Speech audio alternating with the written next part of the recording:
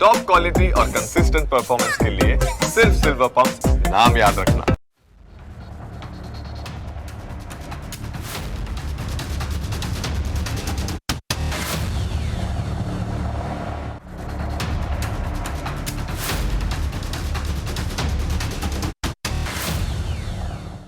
ઈરાને હોર્મુઝનો દરિયાઈ રૂટ બંધ કરી દેતા દુનિયાને આંચકો લાગ્યો, કેમ કે દુનિયાનું 20% ક્રૂડ ઓઇલ તો ત્યાંથી જ પસાર થાય છે.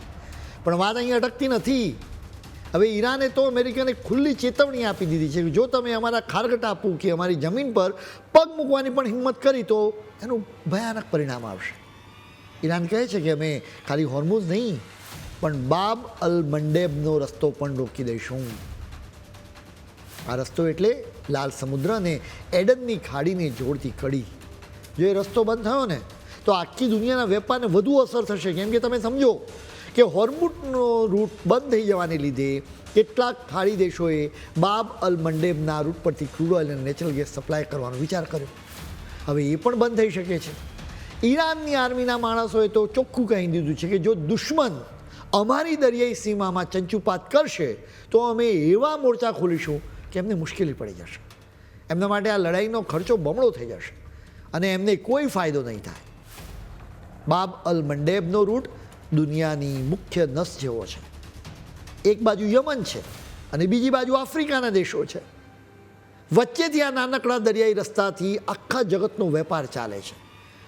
યુરોપ અને એશિયા વચ્ચે જેટલું પણ ક્રૂડ ઓઇલ, ગેસ કે બીજો સામાન જાય છે એ બધા માટે આ રસ્તો એટલે જાણે કે શોર્ટકટ. જો ઈરાન આ રસ્તો રોકી દે ને તો આખી દુનિયાના જહાજોએ છેક આફ્રિકા ખંડનું ચક્કર લગાવીને કેપ ઓફ ગુડ હોપ થઈને જવું પડે. એનો અર્થ ખબર છે તમને? લાખો રૂપિયાનું વધારાનું ઈંધણ બળે અને માલ પહોંચતા કેટલાય દિવસો મોડું થાય. એટલે જ ઈરાન વટથી ગયે છે કે અમારી પાસે એટલી તાકાત છે કે અમે આ રસ્તા પર પણ ખતરો ઊભો કરી શકીએ. એ લોકો તો અમેરિકાને સલાહ આપે છે કે હોર્મુઝની મુસીબત ઓછી હોય એમાં બીજો રસ્તો બંધ કરાવીને તમે નવી આફત ન ઓળતા.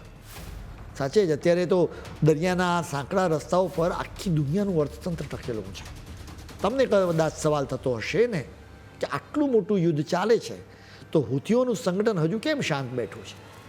પણ હવે એમના ખેલ શરૂ થવાના એંધાણ પણ દેખાઈ રહ્યા છે. તમને ખબર છે કે આ હુથીઓ ક્યાં બેઠા છે? યમનની દક્ષિણ પશ્ચિમે તેમનો અડ્ડો છે, જેની બાજુમાંથી બાબ અલ મંડેબનો આ સાંકડો દરિયાઈ રસ્તો પસાર થાય છે.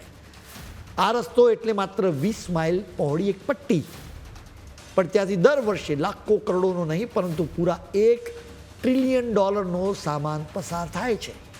તમે એ રીતે આ રકમને જુઓ કે આખા ભારતની ઇકોનોમી લગભગ $4.5 ટ્રિલિયન છે.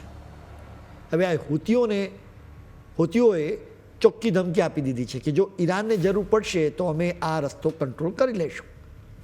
તમે વિચારો, જો આ રસ્તો રોકાઈ જાય તો લાલ સમુદ્રથી આખો વેપાર ખોરવાઈ જાય. આ રસ્તાને બચાવવા પાછળ અત્યાર સુધીમાં અબજો રૂપિયાનો ધુમાડો થઈ ગયો છે. 4 મોટા જહાજો તો દરિયામાં ડૂબી ગયા છે અને હવે હાલત એવી છે કે મોટી મોટી કંપનીઓને ભરોસો જ નથી રહ્યો. એ લોકો તો હવે આ રસ્તે જહાજ મોકલતા જ ફફડે છે. એટલે જ લાગે છે કે હવે આ યુદ્ધમાં હુથીઓનો રોલ શરૂ થવાનો છે અને એ દુનિયાની મુસીબતોમાં મોટો વધારો કરી શકે છે. આ હુથીઓ કંઈ કાચા ખેલાડીઓ નથી. તેમણે તો ગાઝાના યુદ્ધ વખતે દુનિયાને બતાવી દીધું હતું કે એ ધારે તો આ દરિયાઈ રસ્તાને કેવી દશા કરી શકે છે. 2 વર્ષ સુધી તેઓ ઇઝરાયલના જહાજો પર એવા ત્રાટક્યા કે વહાણોના કેપ્ટનના જીવ અદ્ધર થઈ ગયા હતા. અત્યારે તો સાઉદી અરેબિયાની હાલત પણ કફોડી થઈ ગઈ છે.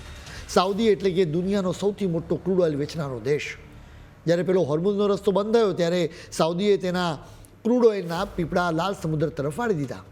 હવે જો આ બાબ અલ મંડેબના રસ્તે હુથીઓ હુમલા શરૂ કરે ને તો સાઉદીનું ક્રૂડ ઓઇલ પણ ફસાઈ જાય. આ તો એવી વાત થઈ કે એક દરવાજો બંધ થયો અને બીજો દરવાજો પણ તાળા વાગવાની તૈયારીઓ છે. હુથીઓ તરફથી જોખમ છતાં મૂળ સમસ્યા હોર્મુઝની છે, કેમ કે જાણકારો કહે છે કે લાલ સમુદ્રમાં રક્ષણ કરવું તો કદાચ સહેલું હતું પણ આ હોર્મુઝની સામુદ્રધનીને બચાવીએ તો બહુ મુશ્કેલ કામ થઈ ગયો છે. આ જ રસ્તો જ એવો છે કે ત્યાં ગમે તે થઈ શકતું હોય છે. હુથીઓ તો હજુ નાનું સંગઠન ગણાય પણ હોર્મુઝની પાસે તો ઈરાનની સેના છે, એમની પાસે તો એવા મોટા હથિયારો છે કે દુનિયાના પાયલટો પણ ફફડે છે.